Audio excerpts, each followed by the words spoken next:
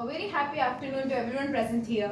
Today our team of 9 Begonia is here to perform a role play on the topic of The Kingdom of Fools, which is written by A.K. Ramanujan.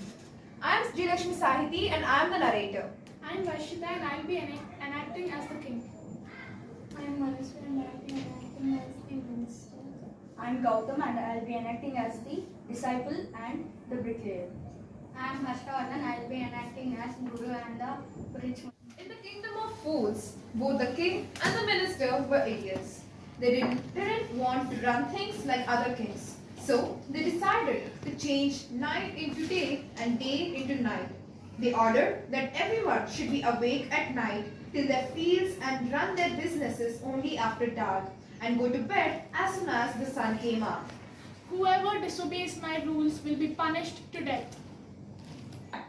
One day, a guru and his disciple arrived in the city. Oh, it's morning and no one is roaming on the streets here. What a strange place.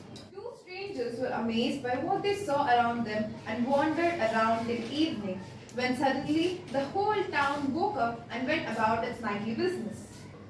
This is very strange. As soon as the moon arose, everyone started roaming on the streets and the shops are open. Why do you think so? I don't know, but this city is looking very weird. Hungry. Now that the shops were open, they went to buy some groceries. Let us go to the shop. Excuse me, what is the price of this shop? It's 1 rupee. To their astonishment, they found that everything cost the same, a single dudu. Whether they bought a measure of rice or a bunch of bananas, it cost a dudu. They could buy all the food they wanted for a rupee. When they had cooked and eaten, the guru realized that this was a kingdom of fools and it wouldn't be a good idea for them to stay there. This is no place for us. Let us go back. But I want to stay here. Everything costs a single rupee. And the food is very tasty. Whatever you want to do. I am leaving this place. The disciple stayed on, ate his fill every day, ghee and rice and wheat, and grew fat like a street-side sacred bull.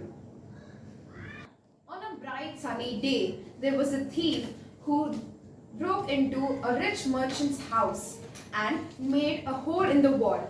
When he was looting out his things out of the hole, the wall had collapsed on him and it gradually killed him.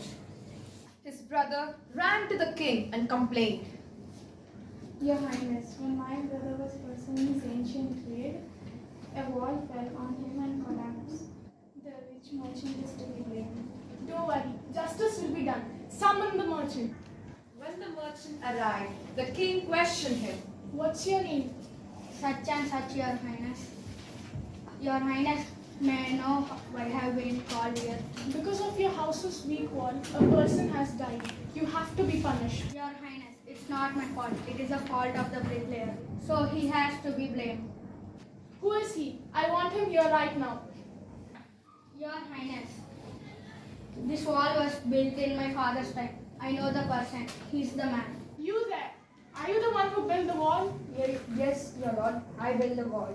It was not my fault either, your highness. It was the fault of the dancing lady. Been roaming on the streets up and down with her jingling anklets. Yeah, right. Let's get that dancing lady wherever she is. You are the one who distracted the bricklayer. You have to be punished. My lord, wait, I know why was I walking up and down the street. I gave my handsome jewelry to the goldsmith. He said he would be done that day, but he was a lazy. I'm not the one. The goldsmith has to be punished. The king's bailiff searched for the goldsmith, who was hiding in a corner of his shop. When he heard the accusation against him, he had his own story to tell. Your highness, I was getting the jewelry ready for the rich merchant. He said that it was urgent. The rich merchant has to be blamed.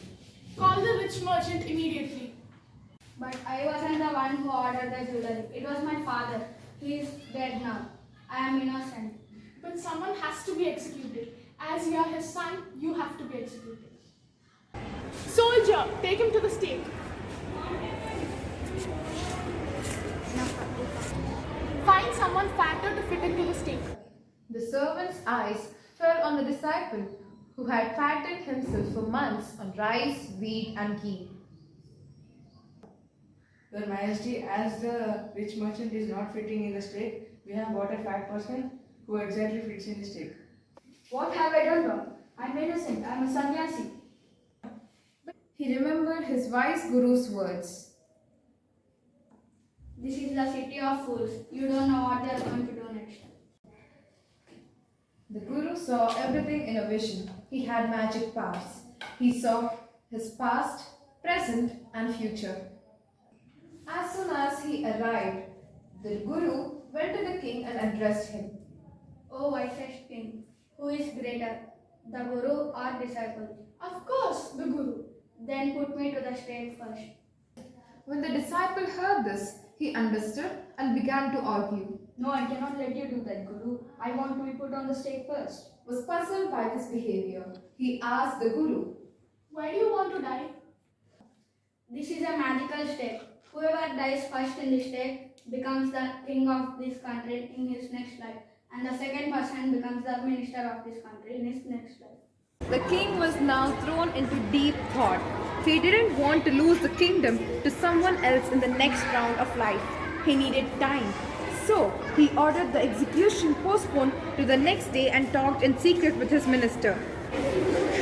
It's not right for us to give over the kingdom to others in the next life.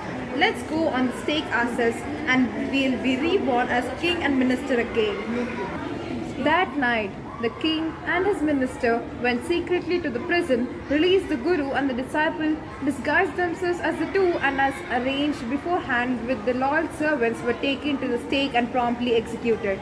Moral of the story in the kingdom of fools is that foolish people act unpredictably and can be very dangerous.